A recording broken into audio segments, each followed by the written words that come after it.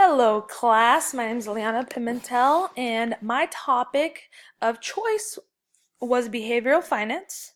And I'm going to go ahead and start off with the great quote by Benjamin Graham: "The investor's chief problem, and even his worst enemy, is likely to be himself." Right? So let's go ahead and get this show started. What is behavioral finance? Well, behavioral finance attempts to explain why emotions and cognitive psychological theories with economic and finance influence people to make irrational decisions. So, why does it influence people to make irrational decisions, right? And I will go a little into depth with the following 5 key concepts. As you can see here, it it shows anchoring, mental accounting, overconfidence, loss aversion, and herd behavior, right? So we're going to go ahead and go into depth into those three, into those five, I'm sorry. So let's go ahead and get this started. We're going to start off with anchoring. Anchoring occurs when using initial information to make subsequent judgments. It may have no logical relevance to current financial situation, right? Um, and pretty much it's when people invest in the stock market, past prices are likely to be important determinants for them. One great example that I could go ahead and talk about is actually myself, because I am in the world of business as well. I work for AT&T. I'm a salesperson, and one great example was last December during the holidays. We had a great commission structure, right? We made over $4,500, and I expect to make the same this year, right? However, our commission structure is different, right? There is no way that we're going to make that much money anymore because things are just different now. They're not as great as then, right? So I'm stuck on the old. I'm stuck on thinking that I'm going to make the same amount of money, but I'm not, right? I'm not. There's just no way. So that is one of my examples for anchoring, right? So now we're going to go ahead and move on to mental accounting. And as you can see, non-rational behavior is part of mental accounting, separating money for different goals, treating money as not equal. As you can see my jars there, it is pretty much uh, different, having separating your money in different sections, right? So for example, this money in this piggy bank is for this vacation, this money is to buy a house, this money is for college tuition, this money is for buying a car, so on. You can separate your money in many different ways, right?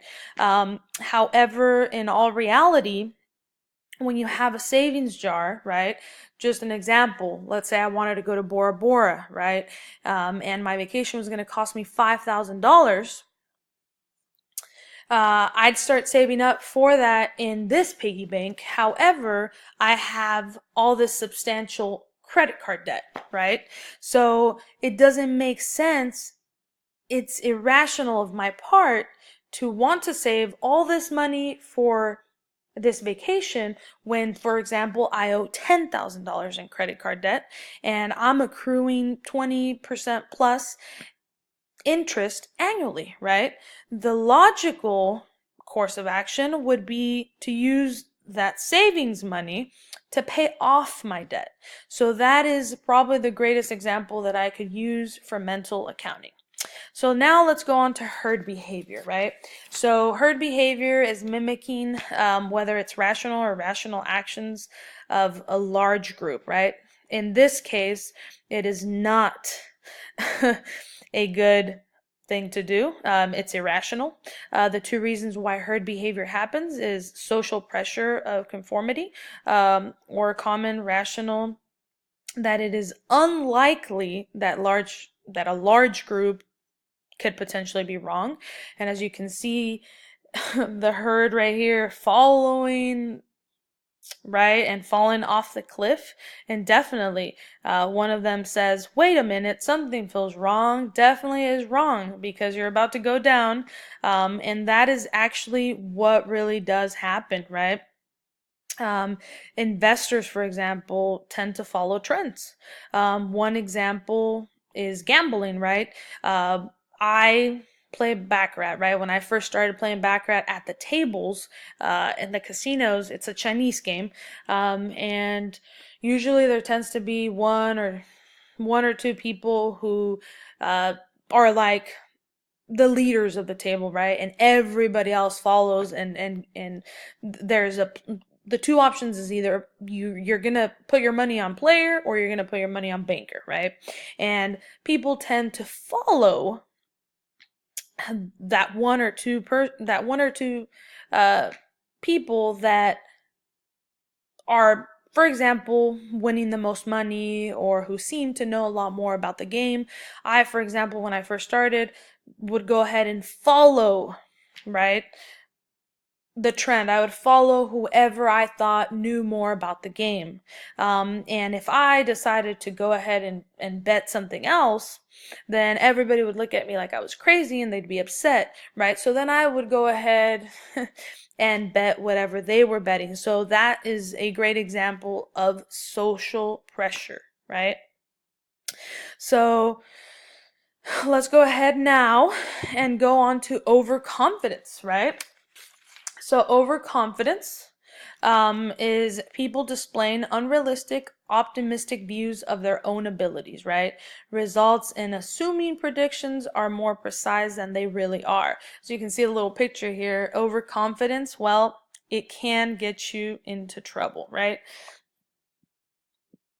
Uh, Investors who are overconfident tend to make more trades than less confident investors, right?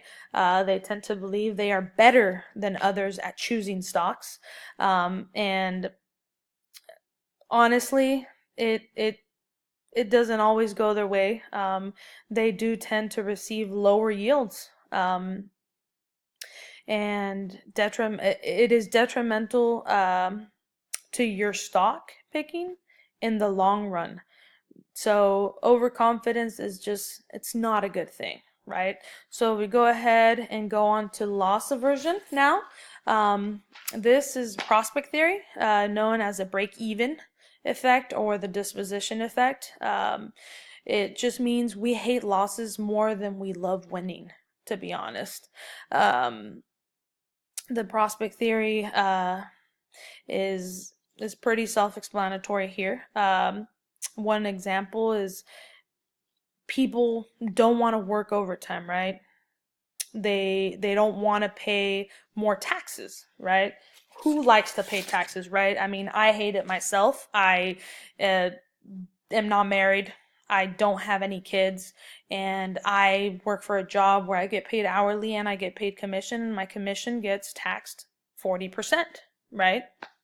So I don't like to work overtime because I know I'm going to get taxed so much more, right? Um, so that is my train of thought, and that's a lot of people's train of thought, right? Um,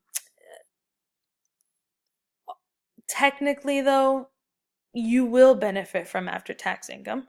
Prospect theory suggests that the benefit from extra money is not enough to overcome the feelings of loss incurred by paying taxes, though. So technically, even though in all reality we are going to benefit from the the after-tax income, we still feel like it's a loss, right? Because of the tax amount that we're going to be paying, right? Another great example of disposition effect is investors hold on to losing stocks for too long, right? And sell the winning stocks too soon. Logically, it would make sense to hold on to winning stocks and sell the losing stocks. However, that's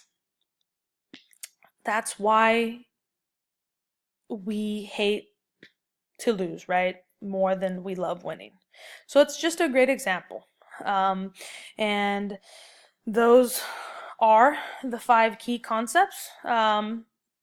If we move on to the conclusion, you can go ahead and see that in conclusion, behavioral finance affects us all.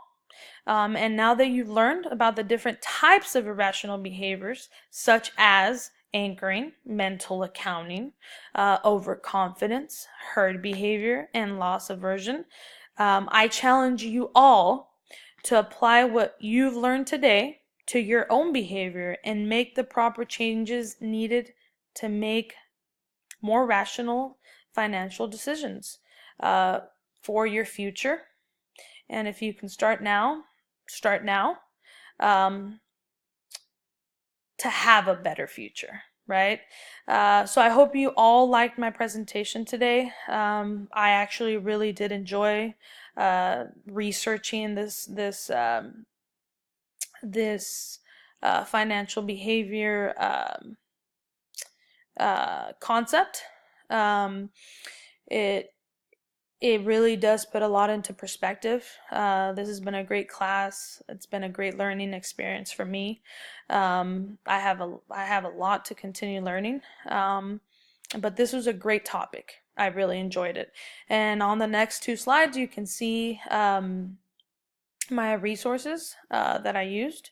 So thank you all, and I cannot wait to view all of your presentations. Thank you.